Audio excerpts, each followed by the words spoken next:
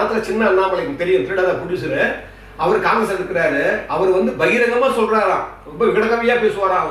அவர் சொல்றாராம், இங்க வந்து காமராஜர் வந்து எல்லா ஆறுகளுக்கு மேலேயும் பாலம் கட்டிட்டாரு, இன்னும் 3 ஆறுகளுக்கு மேல அவர் பாலம் கட்டிட்டுனா திமுக அழிச்சிடலாம், திமுக ஒழிஞ்சு போயிடும் அப்படின்னாராம். அவரு என்னடா 3 ஆறுன்னா, KR ராமசாமி KRR அது ஒரு ஆறு, SSR SS ராஜேந்திரன் அவர் ஒரு ஆறு, MG ராமச்சந்திரன் MG ஆறு.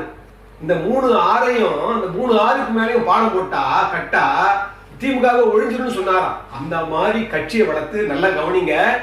அந்த நேரத்துல கூட 1957ல SSR நிற்கிறாரு, 1962லயும் எம்ஜிஆர் பங்கு கொள்ளல, 1967க்கு தான் அவர் வந்து நிக்கிறாரு. நல்லா கவனிங்க.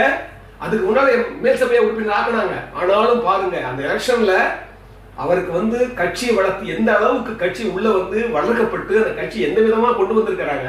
அது மட்டும் இல்ல,